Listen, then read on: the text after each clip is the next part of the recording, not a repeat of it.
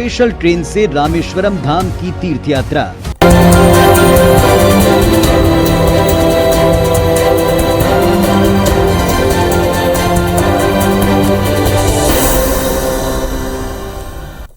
नमस्कार, आप देखना शुरू कर चुके हैं छत्तीसगढ़ की बात। मैं हूं आपके साथ राहुल सौमित्र। चुनाव के एक साल पहले बीजेपी लगातार बदलाव कर रही है। पहले प्रदेश अध्यक्ष और अब नेता प्रतिपक्ष और प्रदेश टीम में बदलाव की चर्चा है। इस चुनावी साल में नई टीम के साथ जनता के बीच जाना, क्या यह बीजेपी का मास्टर स्ट्रोक है? और इस बदलाव से कांग्रेस पर क्या होगा असर? और सबसे बड़ा सवाल, बीजेपी के इस बदलाव के संकल्प के बाद क्या उन्हें मिलेगा भूपेश का विकल्प?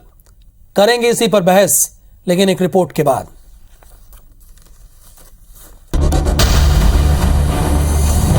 मिशन 2023, बीजेपी का प्रयोग, बदलाव वाला दांव जिताएगा चुनाव। बीजेपी के क्षेत्रीय संगठन महामंत्री अजय जामवाल के आने के बाद छत्तीसगढ़ में लगातार बदलाव और प्रयोग हो रहे हैं। बुधवार को भी बीजेपी विधायक दल, कोर ग्रुप और प्रदेश पदाधिकारियों की महत्वपूर्ण बैठक होने जा रही है, जिसमें अजय जामवाल, डी पुरंदेश्वरी, नितिन नवीन शामिल होंगे। ऐसी संभावना है कि बैठक में विधायकों से चर्चा करने के बाद नए नेता प्रतिपक्ष की घोषणा कर दी जाएगी। नेता प्रतिपक्ष के नए चेहरे पर जब धर्मलाल कौशिक से सवाल पूछा गया तो उन्होंने क्या जवाब दिया, आप खुद सुनिए। देश का हो गया है, बाकी जो होगा कल पता आपको लग जाएगा, बाकी चलता रहेगा। हम भी वही हैं, आप भी वही। सूत्रों की माने तो धर्मलाल कौशिक की जगह पूर्व मुख्यमंत्री रमन सिंह, वरिष्ठ विधायक शिवरतन शर्मा, नारायण चंदेल और बृजमोहन अग्रवाल में से किसी एक को यह जिम्मेदारी दी जा सकती है। दूसरी ओर अरुण साव भी भूपेश एंड कंपनी को टक्कर देने के लिए अपनी नई टीम तैयार कर रहे हैं, जिसमें पूर्व मंत्री और आदिवासी नेता केदार कश्यप को कार्यकारी अध्यक्ष बनाए जाने की चर्चा है। 17 से अधिक जिलों में भी नए चेहरों को मौका देने के साथ भारतीय जनता युवा मोर्चा, महिला मोर्चा और किसान मोर्चा का प्रदेश अध्यक्ष भी बदला जाना तय है। पार्टी में बदलाव को लेकर नए प्रदेश अध्यक्ष ने क्या कहा, जरा वो भी आप सुन लीजिए। सबका सहयोग लेकर, सबका आशीर्वाद लेकर अटल जी के इस बनाए हुए छत्तीसगढ़ में एक बार फिर 2023 में कमल खिलाने के लिए पूरी ताकत से जुटेंगे।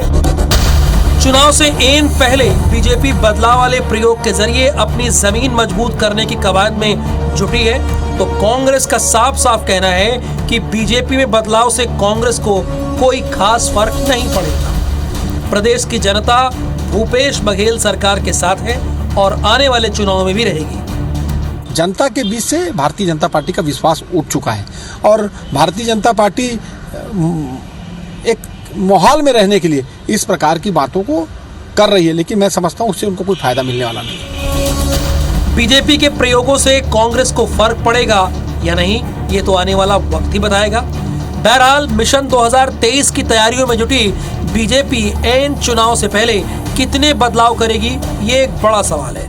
सवाल ये भी है कि बदलाव के बाद नए चेहरे दिखेंगे या पुराने चेहरों पर ही दांव खेला जाएगा। राजेश मिश्रा, IBC 24, रायपुर। तो सवाल यह है कि बीजेपी की जो बदलाव वाली नीति है वो क्या कांग्रेस के लिए चुनौती है या नहीं? दो खास मेहमान हैं। संजय श्रीवास्तव जी हैं, भारतीय जनता पार्टी के नेता हैं, आपका बहुत स्वागत है। और सुरेंद्र शर्मा जी हैं, कांग्रेस के नेता हैं, आपका भी बहुत बहुत स्वागत है। चुनावी साल है संजय जी, पहले अध्यक्ष और अब नेता प्रतिपक्ष और प्रदेश की कोर टीम में बदलाव के संकेत मिलने जा रहे हैं। कौन होगा नेता प्रतिपक्ष कल की अहम बैठक के बाद?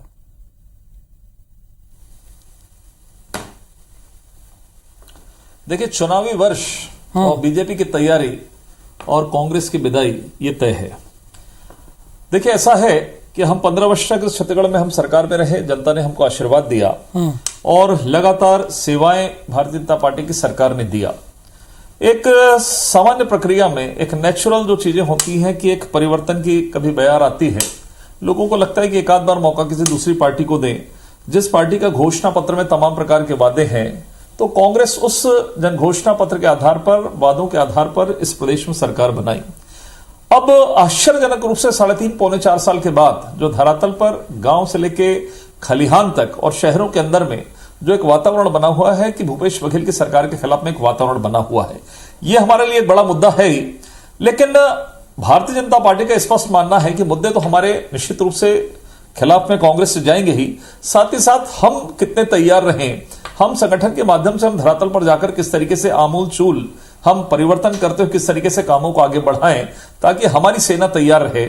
और मुझे लगता है जो कमियां, थोड़ी बहुत दाएं बाएं कमियां जो एक चर्चा के आधार पर और एक तमाम राष्ट्रीय नेतृत्व के आधार पर कुछ थोड़े बहुत जो परिवर्तन सामने दिखाई दे रहे हैं। अभी प्रदेश अध्यक्ष की नई नियुक्ति हुई है, नेता प्रतिपक्ष का विषय है, इसका इंतजार हमको करना चाहिए कि क्या होता है क्या नहीं होता है, क्योंकि यह नेतृत्व तय करता है। लेकिन मुझे लगता है कि कार्यकर्ताओं में उत्साह है और ये उत्साह ही इसको परिणाम में बदलेगा।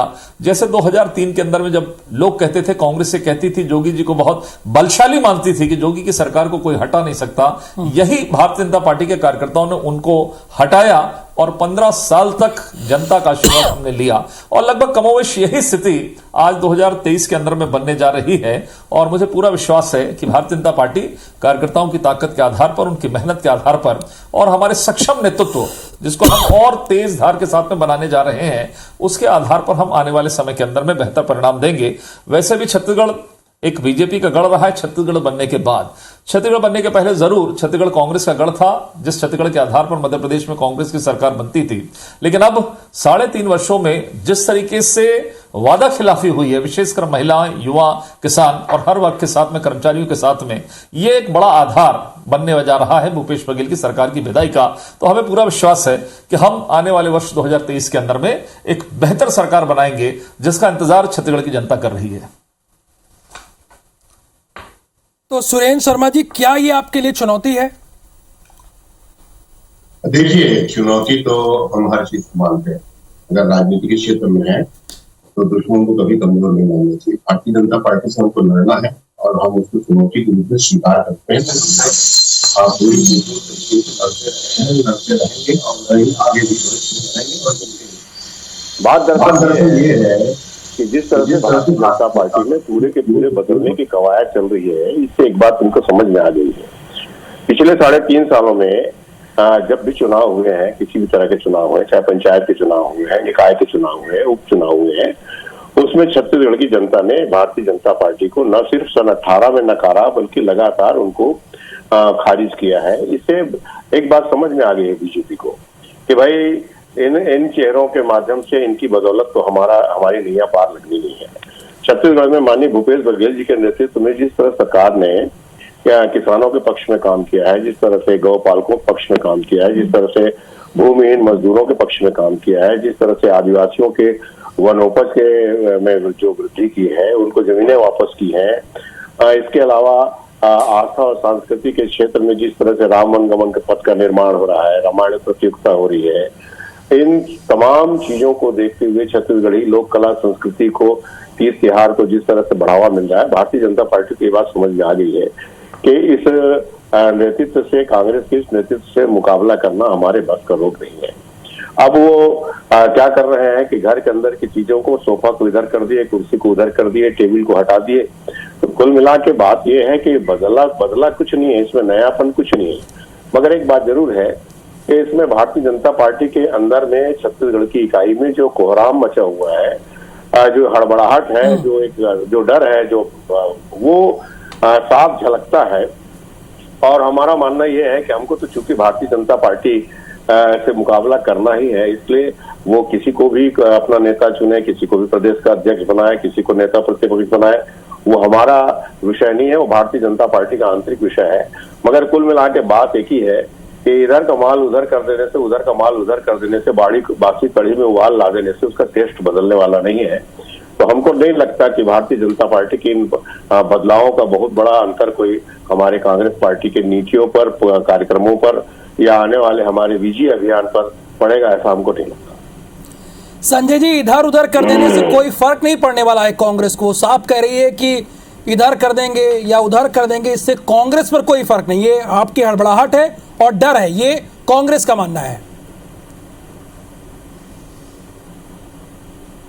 बिल्कुल सही कहा सुरेंद्र शर्मा जी ने, बिल्कुल सही कहा कि इधर उधर करने से कुछ नहीं होता, क्योंकि कांग्रेस की ही परंपरा रही है, ये परंपरा आज भी कायम है कि जो जहां पर बैठ गया वो जब तक उसको कुर्सी से उठाकर बाहर नहीं फेंका जाता है तब तक वो हटता नहीं है। जैसे राष्ट्रीय नेतृत्व तो उनका गांधी परिवार, अब गांधी परिवार की ही चाकरी इनको जिंदगी भर करना, ये हमेशा से इन्होंने अपना संकल्प ले लिया है। और आज कांग्रेस कहां से कहां तक पहुंच गई पूरे देश के अंदर में, ये कांग्रेस के नेता यदि दिखाई नहीं दे रहे हैं तो मुझे लगता है उनको आंखों का ऑपरेशन करना चाहिए, हमें कहीं दिक्कत की बात नहीं है। तो ये सही कहा उन्होंने कि उनके यहाँ यही व्यवस्था है कि यार परिवर्तन तो होना नहीं है राष्ट्रीय नेतृत्व पे, तो काहे के लिए हम चेंज करें, काहे के लिए सोफा इधर से उधर करें। दूसरा विषय जो इन्होंने कहा कि चुनाव के अंदर में इनको कहीं कुछ होना जाना नहीं है, ये बहुत काम किए हैं। आज ही हमने प्रेस कॉन्फ्रेंस करके बताया कि जो सहकारिता के चुनाव हैं, जो भारतीय जनता पार्टी की सरकार के समय अधिकतम 6 महीने और अधिकतम 1 साल के अंदर में वो चुनाव होते थे किसी भी परिस्थिति में, उन नियमों को हटा दिया गया और एक ऐसा नियम लाया गया कि उसमें कहीं किसी प्रकार का उल्लेख नहीं है अनंत काल तक कि कब चुनाव होगा, उसका कोई भरोसा नहीं है। यदि आप इतना बेहतर काम कर रहे हैं, भूपेश बघेल जी इतने लोकप्रिय हैं, कांग्रेस इतना बेहतर काम कर रही है, तो लैंप्स और कैप्स के चुनाव क्यों नहीं करा रहे आप? सहकारिता के तमाम जो जनप्रतिनिधि हैं उनको मौका क्यों नहीं दे रहे आप? क्यों डर रहे हैं आप चुनाव कराने से? करिए ना, क्या दिक्कत है? आपको लगता है कि आप नगरीय निकाय, आपको नगरीय निकाय चुनाव करने के लिए सुरेंद्र जी आपको ध्यान देना पड़ेगा, आपको व्यवस्था परिवर्तन करना पड़ा। जो 15-20 साल से डायरेक्ट इलेक्शन हो रहे थे, प्रत्यक्ष चुनाव हो रहे थे, उन चुनावों को आपको सिस्टम को आपने चेंज किया और सिस्टम के आधार पर फिर सरकार का उपयोग करके आप अपने महापौर और पंचायत अध्यक्ष और तमाम प्रकार की चीजों को करें। जो बीजेपी के चुने हुए लोग हैं उनको हटाने का काम आपने किया है। अभी गंडई की बात करूं या फिर मैं चुई खदान की बात करूं, तो संजय जी ऐसे में तो ये भी सवाल उठेगा ना कि चुनावी साल में नेता प्रतिपक्ष और बीजेपी के प्रदेश अध्यक्ष के बदलने के पीछे की क्या वजह है? देखिए, निश्चित रूप से यदि कोई बदलाव होता है, मैं कहीं किंतु परंतु नहीं करता हूं। यहां पर कोई किसी एक व्यक्ति की दुकानदारी नहीं है जैसे कांग्रेस में हुआ करती है। अच्छा, यहां पर यदि लगता है, मैं स्वीकार करता हूं, यदि लगता है कि नहीं यहां पर परिवर्तन की आवश्यकता है, परिवर्तन की आवश्यकता है, तो जो नेतृत्व तय करता है वो बीजेपी के अंदर में परिवर्तन हो जाता है। आपने देखा, यही तो संगठन के अंदर में लोकतंत्र है। ये थोड़ी ना कि 2.5 साल का कमिटमेंट हुआ था वहां पर गांधी परिवार के घर में और ऐसा दबाव यहां के मुख्यमंत्री ने बनाया कि गांधी परिवार के लोग भी छू नहीं कर पा रहे, चाहते हुए मुख्यमंत्री नहीं बदल पा रहे। ये इनके लोकतंत्र की व्यवस्था है। हमारे यहाँ लोकतंत्र की व्यवस्था है कि संजय श्रीवास्तव आज है और यदि परफॉर्मेंस सीट नहीं करता है तो कल वो सामान्य कार्यकर्ता के रूप में काम करेगा। ये है लोकतंत्र पार्टी के अंदर में। इनके यहाँ का लोकतंत्र है कि 25 साल से एक ही परिवार अध्यक्ष है, अंतरिम अध्यक्ष के आधार पर ये पार्टी चल रही है। सोनिया गांधी जी अंतरिम अध्यक्ष हैं, उनके नेतृत्व में पार्टी चल रही है। भूपेश बघेल जी हटने को तैयार नहीं है। टीएस बाबा वहां चले गए, बनने वाले थे, पूरी सरकार जाकर गांधी परिवार के चरणों में बैठ गई कि सरकार, हमारी सरकार बने रहने दीजिए, हमारी कुर्सी। तो ये सुरेंद्र जी ये कहना ये चाह रहे हैं कि हमारे यहाँ जो बेहतर काम नहीं करता उन्हें हटा दिया जाता है, साइड लाइन कर दिया जाता है। परिवर्तित कर सकते हैं। नहीं, देखिए संजय भाई ने बहुत अच्छी बात कही कि एक व्यक्ति की दुकान लगातार नहीं चलनी चाहिए। इनको शायद समझ में आ गया कि डॉक्टर रमन सिंह की दुकान लंबी चल गई और दुकान को पूरा जो है उसका भट्ठा बैठ गया और वो मतलब पूरी 15 साल सरकार चलाने वाली पार्टी 14 सीट पे आ गई। तो ये निश्चित रूप से बड़ा ये कहना तो संजय भाई का बिल्कुल वाजिब है कि दुकान लंबी नहीं चलनी चाहिए। इस कारण भारतीय जनता पार्टी जो है दुकानदारों को बदल रही है और दुकानों को बदलते जा रही है। तो अब दुकानों को बदलने की कोशिश में लगी है। अब बात दरअसल ये है कि ये बात भी बिल्कुल सही वाजिब भी है कि अगर उसी दुकान को चलाते रहेंगे तो लोगों को याद आएगा भाई ये तो टिफिन बांटा करते थे, इन्होंने 1200 रुपए का मोबाइल बांटा, इन्होंने रायपुर में शानदार स्काई वॉक बनाया कमीशन खोरी के लिए और उसमें नान घोटाले में इन्हीं दुकानदारों का नाम भी था और ये जनता का कार्यकर्ताओं को सुनना बंद कर दिए थे, अधिकारियों की मनमानी चल रही थी। इन सारी बातों को जब छत्तीसगढ़ की जनता लगातार याद करेगी, इसलिए भारतीय जनता पार्टी ये कवायद कर रही है कि इन दुकानदारों की दुकान बंद की जाए और नई दुकान खोली जाए। मगर दिक्कत ये है कि कांग्रेस का बाजार इतना शानदार चल रहा है और इतना चलिए, यानी किसका बाजार चल रहा है किसका नहीं, एक ब्रेक के बाद जानने की कोशिश करेंगे और यही जानेंगे कि बीजेपी के इस बदलाव के संकल्प के बाद क्या उन्हें भूपेश का विकल्प मिलेगा। डिबेट के पहले हिस्से में बीजेपी की इस बदलाव नीति को कांग्रेस कोई चुनौती नहीं मानती, वो सिरे से खारिज कर रही है। संजय श्रीवास्तव जी यानी चुनौती सुरेंद्र शर्मा जी के लिए है ही नहीं है। आप बदलाव कीजिए या कुछ भी कीजिए, उनका ये मानना है कि उनकी सरकार जिस तरह से काम कर रही है वो विकल्प आपके पास नहीं है।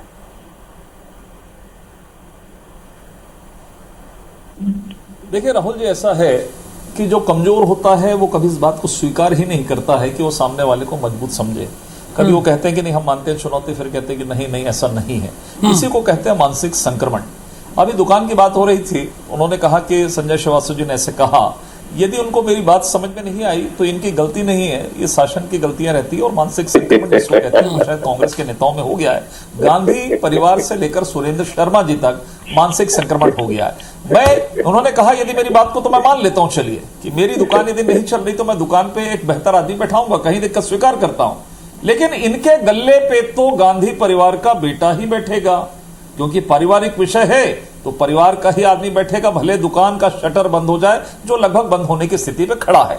तो हम तो बदलेंगे, कहीं दिक्कत नहीं है। यदि राष्ट्रीय नेतृत्व को लगता है, प्रदेश नेतृत्व को लगता है कि यदि कहीं कुछ कमियां है तो निश्चित रूप से एक और कार्यकर्ता सामने आकर आगे हमारी टीम को आगे बढ़ाएगा, कहीं दिक्कत नहीं है। लेकिन यह तय कर लिया गांधी परिवार ने कि गल्ला तो गांधी परिवार का ही बैठेगा गल्ले पे, चाहे दुकान का शटर बंद हो जाए। इसके लिए मेरी ओर से शुभकामनाएं हैं। देखिए ऐसा है कि जो भूपेश बघेल की सरकार, संजय जी, राजनीति तो सेवा माना जाता है, सेवा का विषय, लेकिन आप दोनों बार बार दुकान गल्ले की बात कर रहे हैं, चाहे संजय जी आप हो या सुरेंद्र जी आप हो। तो उन्होंने कहा ना, उन्होंने नहीं, राजनीति बहुत गंभीर विषय है। कहा था, मैंने तो कहा था देखिए परिवर्तन तो प्रकृति का नियम है। परिवर्तन तो प्रकृति का नियम है, परिवर्तन नहीं होता है क्या? इनके यहां परिवर्तन को कैसे रोक देते हैं, बात नहीं मानी जाती। इसका उदाहरण मैंने प्रथम चरण में बताया कि तय हुआ था 2.5 साल में बदलना है, लेकिन दबाव जिस तरीके से रहा कि गांधी परिवार, इनका नेतृत्व तो कितना कमजोर है कि अपनी कही हुई बातों को नहीं मनवा पाया। और एक हमारा नेतृत्व तो है कि लगता है कि कहीं कोई कमियां हैं तो उसको हम बदलते हैं। सुरेंद्र जी, जो संजय जी कह रहे हैं इसमें कितनी गंभीरता है? इसके अंदर में नहीं आंतरिक लोकतंत्र, इसका सीधा सा है कि सोनिया गांधी और राहुल गांधी, मैं इस बात को कह रहा हूं। और देखिए जो अपने वादों को जिन्होंने पूरा नहीं किया, शराबबंदी, आज महिलाएं परेशान है कि ये गली गली घूमकर इन्होंने कहा था टीएस बाबा ने कि शराब बंद कर। सुरेंद्र जी की बात सुन लेते हैं, संजय जी मैं तो पूछ रहा हूं, बहुत सामान्य सी बात, वो कुछ कह रहे हैं उनकी बात सुन लेते हैं। अब इनकी बात कह रहे हैं, ये ऐसा बीच में बोलने में मजा नहीं आता संजय भाई। आपकी बात मैंने सुनी, आप भी मेरी बात सुन लीजिए। दुकानदारी शब्द का इस्तेमाल आपने किया, उसी बात को मैंने थोड़ा सा आगे बढ़ाया। अब जहां तक सवाल ये है कि कौन संक्रमण से गुजर रहा है, नहीं कौन संक्रमण से गुजर रहा है, इस बात को अगर जानना है तो तब्दीली की जरूरत वहां पड़ती है। मैं छत्तीसगढ़ भारतीय जनता पार्टी की इकाई का बात कर रहा हूँ। इस बात को आप चाहे स्वीकार करें ना करें, जो सत्यम किम प्रमाणम, सत्य के प्रमाण की क्या आवश्यकता है। ये आपने सिर्फ पराजय 18 में नहीं झेला है, लगातार छत्तीसगढ़ में जितने भी चुनाव हुए हैं, सारे चुनाव में भारतीय जनता पार्टी को छत्तीसगढ़ की जनता ने नकारा है। और इस बात को आपको स्वीकार करना पड़ेगा कि माननीय भूपेश बघेल जी के नेतृत्व को और आप 15 साल चुनाव हारे कि नहीं सुरेंद्र जी? प्रति, गरीबों के प्रति छत्तीसगढ़ सरकार की जो लगातार नीतियां चली है, भूपेश बघेल की तारीफ करना आपकी मजबूरी हो सकती है, इस प्रदेश की जनता की मजबूरी नहीं है। का मुकाबला नाराज है टीएस बाबा, क्यों नाराज है मोहन मरकाम? बहुत कुछ इसका जवाब तो आना चाहिए। अरे भाई, आपके दो प्रमुख नेता, ये नंबर 2 के मंत्री हैं टीएस बाबा, साल का मामला था, प्रदेश अध्यक्ष है मोहन मरकाम जी। मालूम भाई क्या क्यों वो क्यों नाराज है? बात चल रही थी, वो क्यों नाराज है भाई, बताइए ना।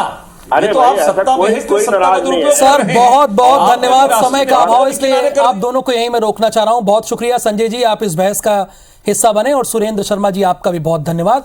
हालांकि बीजेपी की जो बदलाव की नीति है, ये देखने वाली बात होगी कि ये इनका मास्टर स्ट्रोक होगा या नहीं। हालांकि कुछ राज्यों में जरूर देखा गया है कि चुनाव के एन पहले मुख्यमंत्री बदल दिए जाते हैं। कई बार उसका असर देखने को मिला है और कई बार उसका असर नहीं भी देखने को मिला है। यह सब कुछ जनता पर निर्भर करता है, उसी पर छोड़ देते हैं। धन्यवाद।